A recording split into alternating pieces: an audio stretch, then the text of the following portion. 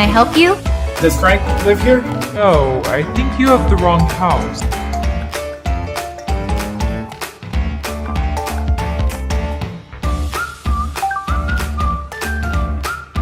Hey, what are you doing here, man?